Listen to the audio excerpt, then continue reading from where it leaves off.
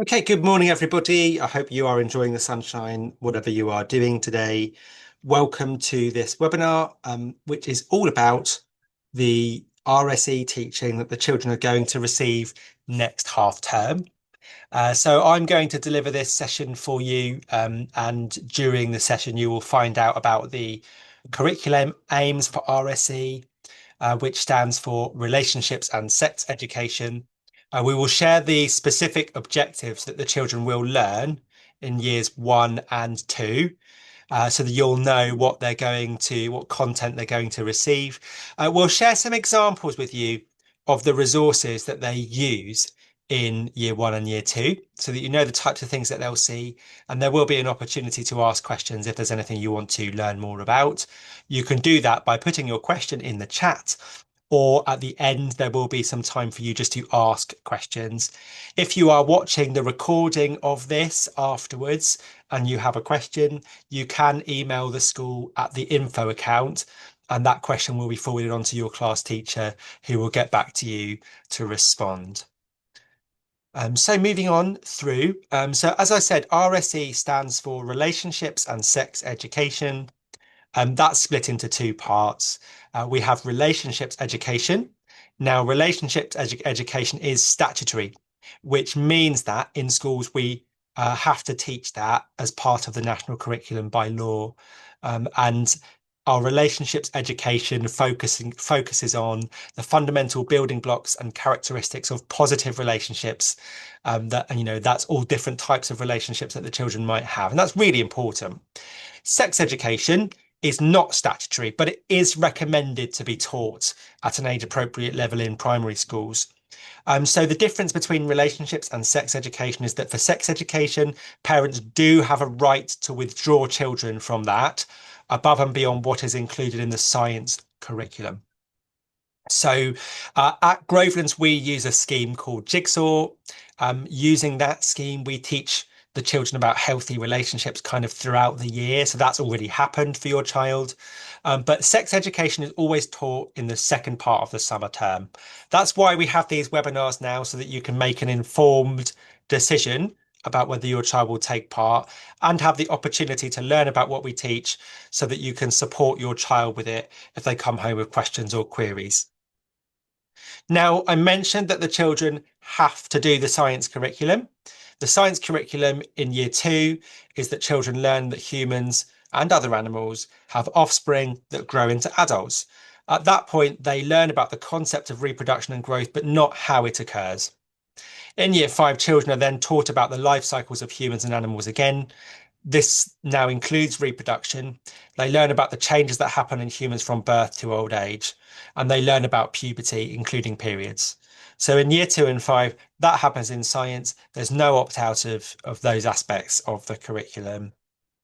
Now, in terms of RSE, so that's relationships and sex education, there is a document from the DfE which contains guidance for schools. We will share that with you so that you can read it if you want more information. Now, as I said, we use Jigsaw, and the Jigsaw scheme works by having a different puzzle piece for each half term. And the puzzle pieces are on topics like celebrating difference, or healthy me, or relationships. And the puzzle piece that we're doing next is changing me. So that's where the sex education comes in.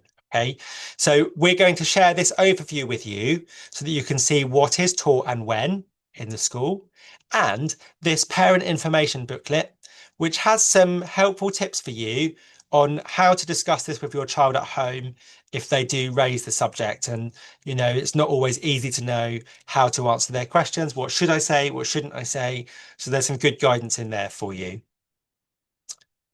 In year 1, these are the objectives they learn. They learn that some things about themselves will change or have changed, and some things stay the same. They learn that our bodies change as we get older. So since we were babies, our bodies have changed and we've grown older. They learn to identify the particular parts of the body that make boys different to girls, and they use the correct name for these. So they use terms such as penis, testicles, vagina, vulva, anus. They learn the scientific vocabulary and terminology for the body parts.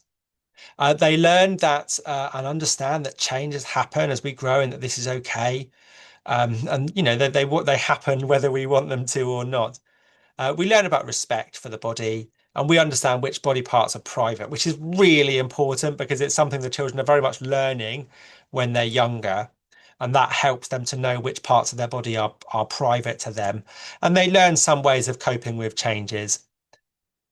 So in year two, they learn basically they build on what they've done in year one. They think more about the process of growing from young to old. They think about again about changes to the body, and they place that on a continuum from young to old. They learn more about physical differences between boys and girls, again using the correct terms, and again learn that some parts of the body are private.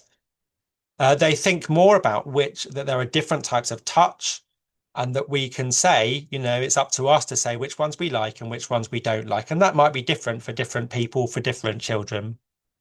And we again think about some things being out of our control and recognize their feelings about that. So here are some of the types of images and pictures and diagrams that they might see. For example, they talk about animals and how they grow, how they change, and they relate that to human beings and how they change, how our bodies change over time. So we think about life cycles. So there's the life cycle of a chicken from an egg, a life cycle of a butterfly from a caterpillar. And then we relate that to human beings as well and how we change over time and develop. So just on that, before I move on, it's really important to us. And the reason we have a scheme in place is that we understand that some things, parents and carers wish to cover at home. And so we very much stick to the objectives that are in the scheme. Some children are curious. They may ask us questions, about sex education. And if it's not part of the objectives for that year group, typically we would say that's something you need to talk about with your parent or carer at home, because we respect that it's your decision to make as to when they learn certain things. So we would sensitively tell the child that we would let you know, and then that would be something you can then decide whether they're old enough to know that yet. We very much stick to the scheme because that means you've got the confidence and assurance that nothing more will be covered that you were not made aware of prior to that. Some pupils may need a little more support. So we do have schemes of work. We do have methods of teaching them. If they need a bit of pre or post teaching, they need someone to go over it again. They may need social stories to support their understanding. For example, that certain body parts are private. If we've identified that a pupil may need something more or something extra, we would let you know and get your consent for that. Equally, if you think your child has some sort of SEND need and they may need some extra support or help with this, you can email the inclusion account and Mrs. Anning would get back to you around what we can do to support them. So some tips, and these come from the parent booklet, which is around remembering that our children are curious, and they we need to ensure that no subject is taboo, that they feel free to raise what's on their mind. It may be that we still say you're not old enough. When you're older, you will learn more about that, or you may feel that your child's ready for a certain piece of information and be able to share that with them.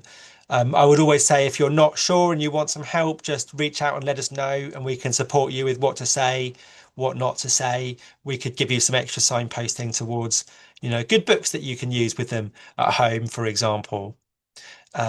Okay, so I'm going to pop out of that now. There are no questions in the chat, so just going to open it up to everyone here.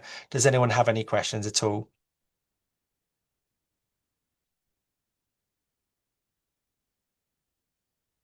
All right, just a couple of things to finish on.